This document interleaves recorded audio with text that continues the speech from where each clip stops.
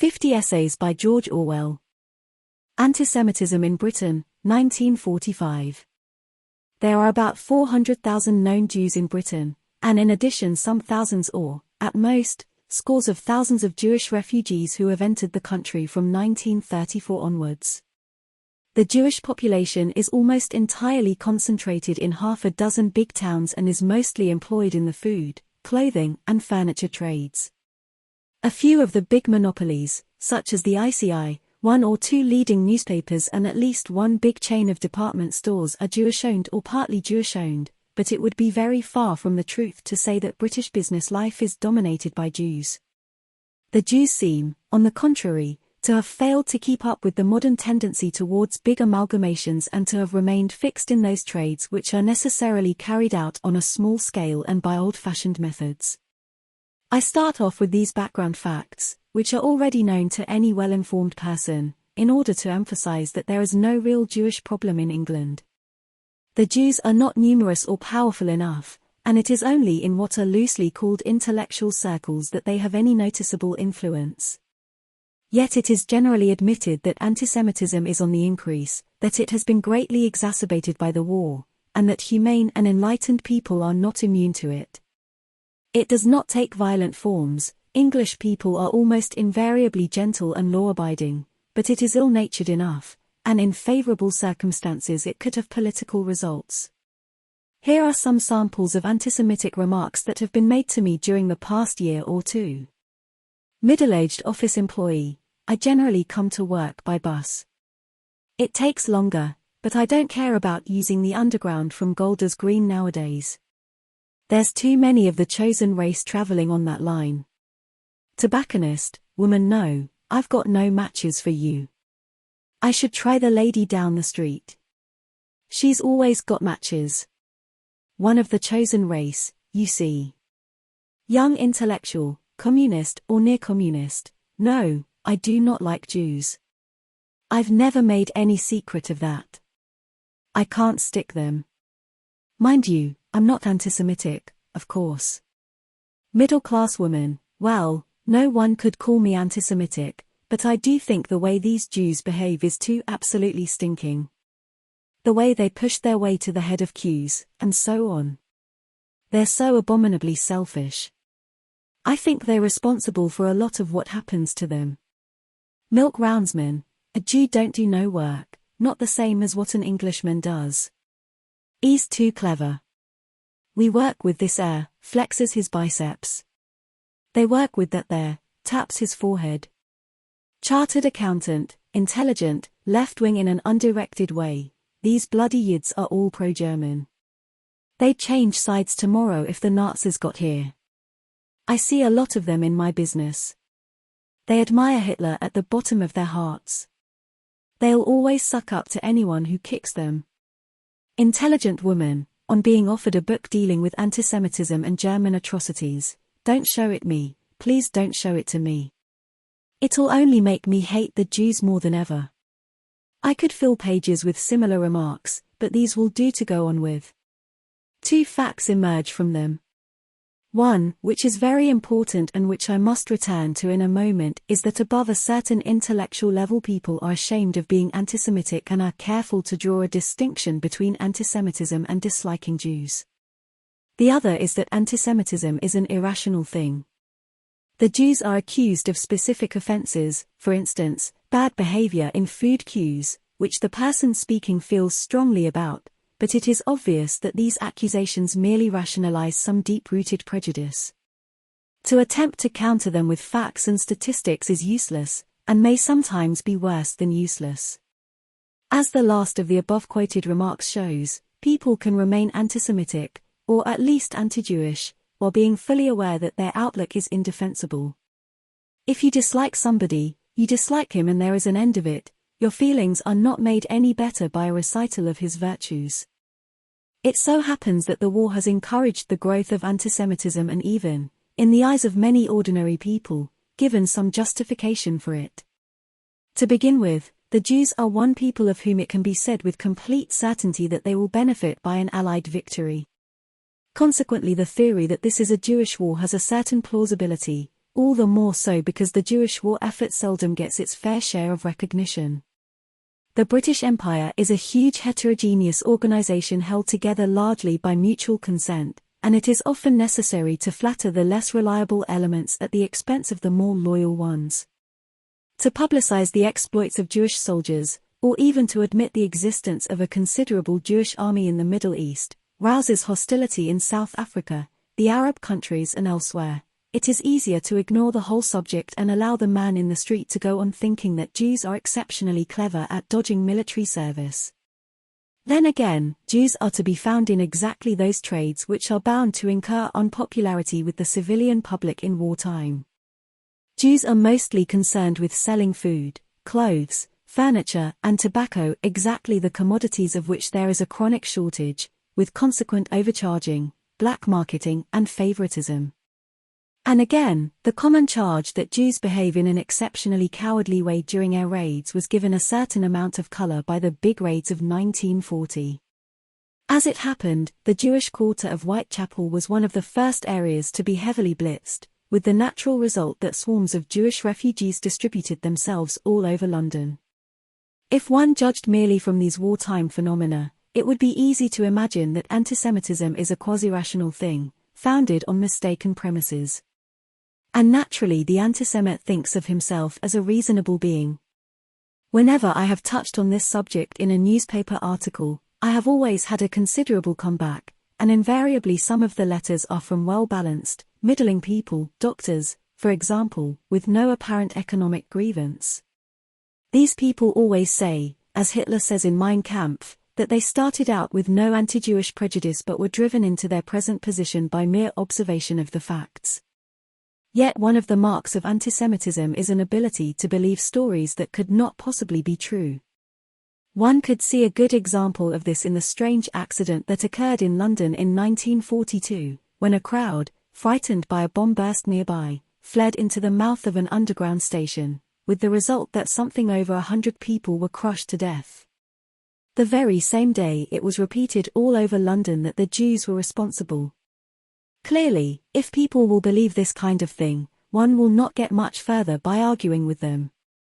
The only useful approach is to discover why they can swallow absurdities on one particular subject while remaining sane on others. But now let me come back to that point I mentioned earlier, that there is widespread awareness of the prevalence of antisemitic feeling, and unwillingness to admit sharing it.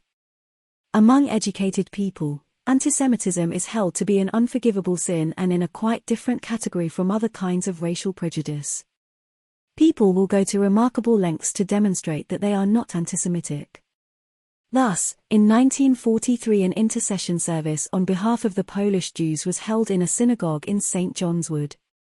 The local authorities declared themselves anxious to participate in it, and the service was attended by the mayor of the borough in his robes and chain, by representatives of all the churches, and by detachments of RAF, Home Guards, nurses, Boy Scouts and what not. On the surface it was a touching demonstration of solidarity with the suffering Jews.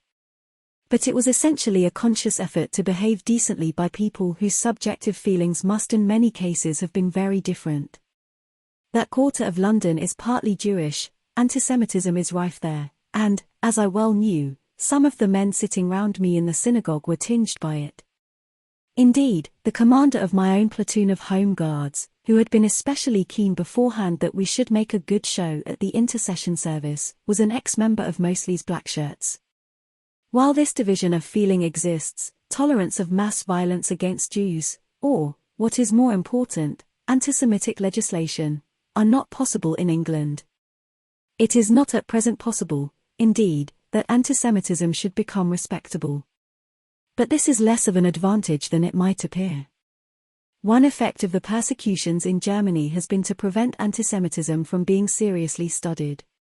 In England a brief inadequate survey was made by mass observation a year or two ago, but if there has been any other investigation of the subject, then its findings have been kept strictly secret.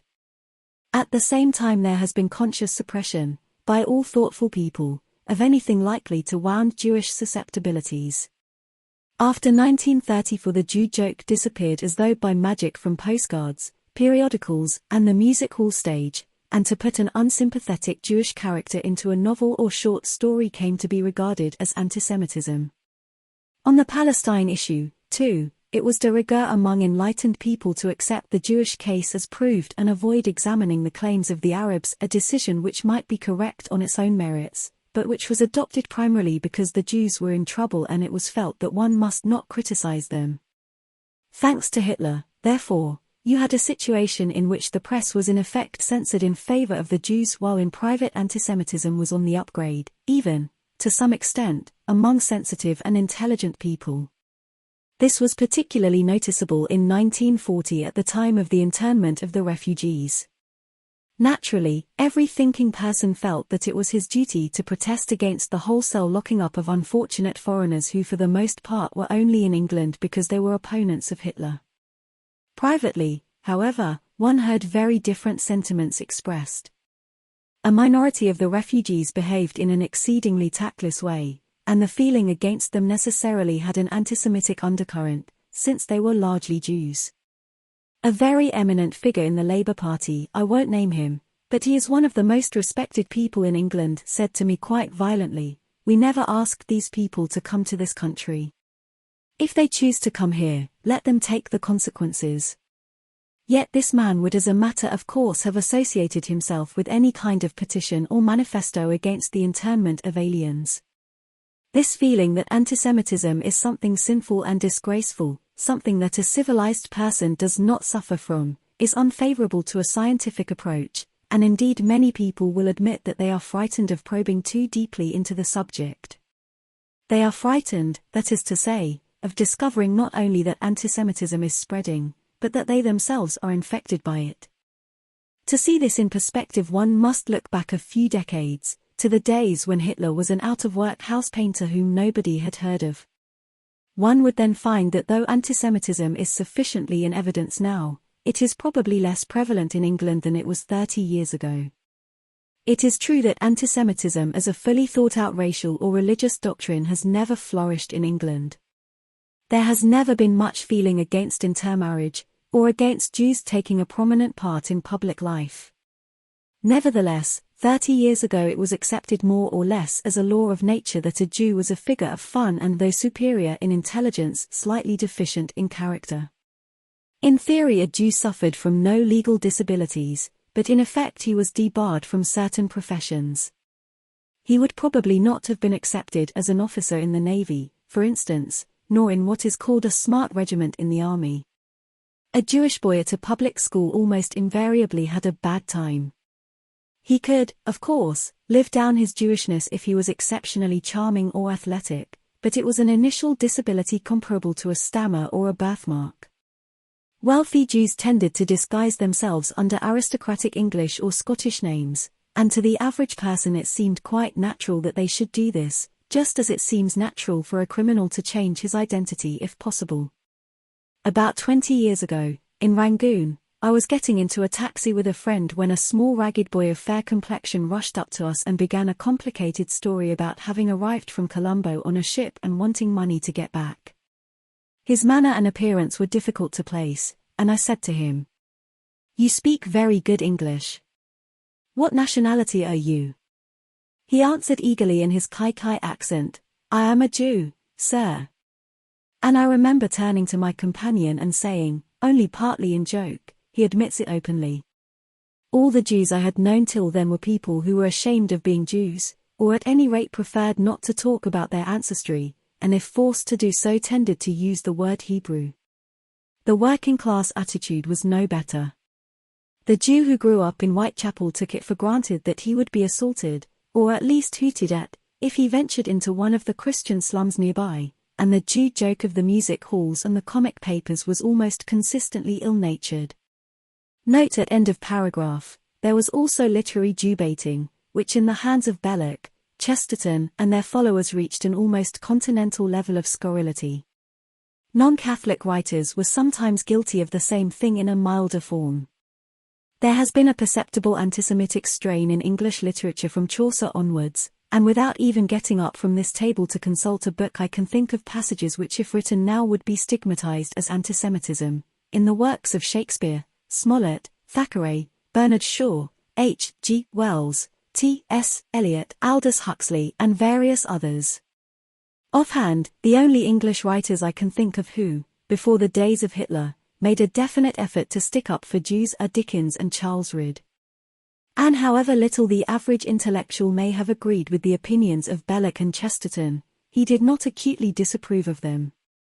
Chesterton's endless tirades against Jews, which he thrust into stories and essays upon the flimsiest pretexts, never got him into trouble. Indeed, Chesterton was one of the most generally respected figures in English literary life. Anyone who wrote in that strain now would bring down a storm of abuse upon himself, or more probably would find it impossible to get his writings published. Note, it is interesting to compare the Jew joke with that other standby of the music halls, the Scotch joke, which superficially it resembles. Occasionally a story is told, e.g. the Jew and the Scotsman who went into a pub together and both died of thirst, which puts both races on an equality, but in general the Jew is credited merely with cunning and avarice while the Scotsman is credited with physical hardihood as well. This is seen, for example, in the story of the Jew and the Scotsman who go together to a meeting which has been advertised as free. Unexpectedly there is a collection, and to avoid this the Jew faints and the Scotsman carries him out. Here the Scotsman performs the athletic feat of carrying the other. It would seem vaguely wrong if it were the other way about. Author's footnote. If, as I suggest, prejudice against Jews has always been pretty widespread in England, there is no reason to think that Hitler has genuinely diminished it. He has merely caused a sharp division between the politically conscious person who realizes that this is not a time to throw stones at the Jews, and the unconscious person whose native antisemitism is increased by the nervous strain of the war. One can assume, therefore, that many people who would perish rather than admit to antisemitic feelings are secretly prone to them. I have already indicated that I believe antisemitism to be essentially a neurosis, but of course it has its rationalizations, which are sincerely believed in and are partly true. The rationalization put forward by the common man is that the Jew is an exploiter.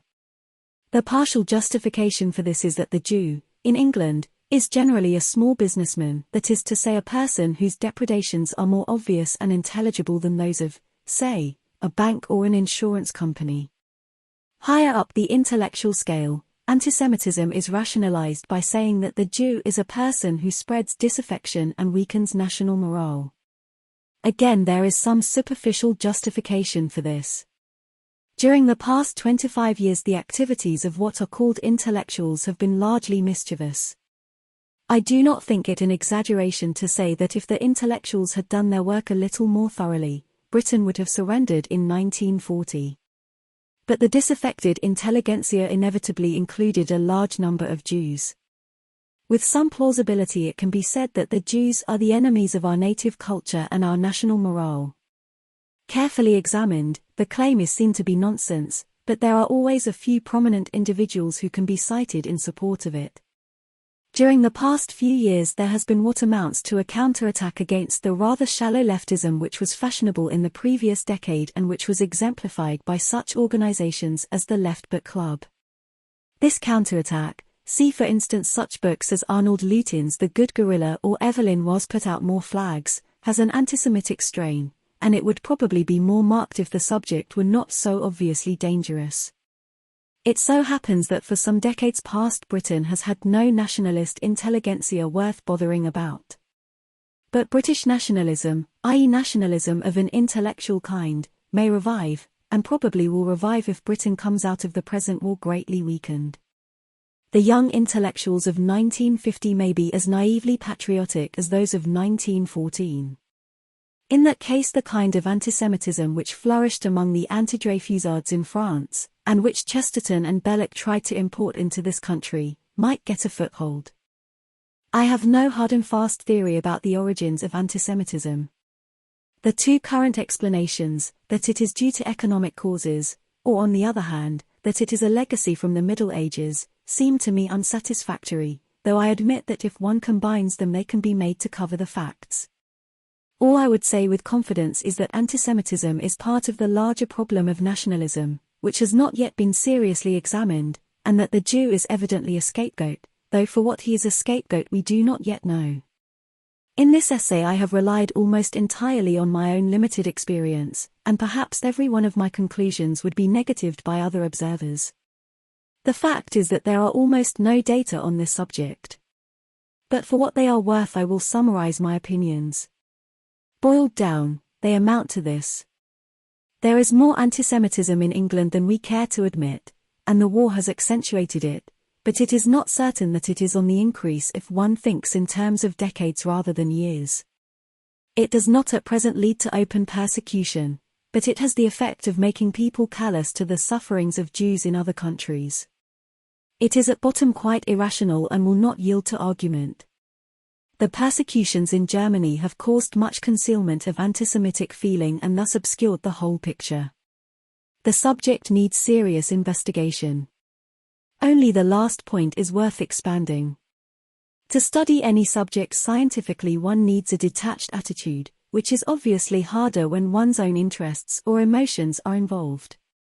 Plenty of people who are quite capable of being objective about sea urchins, say, or the square root of 2, become schizophrenic if they have to think about the sources of their own income. What vitiates nearly all that is written about antisemitism is the assumption in the writer's mind that he himself is immune to it. Since I know that antisemitism is irrational, he argues, it follows that I do not share it. He thus fails to start his investigation in the one place where he could get hold of some reliable evidence, that is, in his own mind. It seems to me a safe assumption that the disease loosely called nationalism is now almost universal. Antisemitism is only one manifestation of nationalism, and not everyone will have the disease in that particular form. A Jew, for example, would not be anti-Semitic, but then many Zionist Jews seem to me to be merely anti-Semites turned upside down, just as many Indians and Negroes display the normal color prejudices in an inverted form. The point is that something, some psychological vitamin, is lacking in modern civilization, and as a result we are all more or less subject to this lunacy of believing that whole races or nations are mysteriously good or mysteriously evil. I defy any modern intellectual to look closely and honestly into his own mind without coming upon nationalistic loyalties and hatreds of one kind or another. It is the fact that he can feel the emotional tug of such things, and yet see them dispassionately for what they are, that gives him his status as an intellectual. It will be seen, therefore, that the starting point for any investigation of antisemitism should not be why does this obviously irrational belief appeal to other people, but why does antisemitism appeal to me? What is there about it that I feel to be true? If one asks this question one at least discovers one's own rationalizations, and it may be possible to find out what lies beneath them. Antisemitism should be investigated, and I will not say by antisemites, but at any rate by people who know that they are not immune to that kind of emotion. When Hitler has disappeared, a real inquiry into this subject will be possible, and it would probably be best to start not by debunking antisemitism, but by marshalling all the justifications for it that can be found, in one's own mind or anybody else's. In that way one might get some clues that would lead to its psychological roots. But that antisemitism will be definitively cured, without curing the larger disease of nationalism, I do not believe.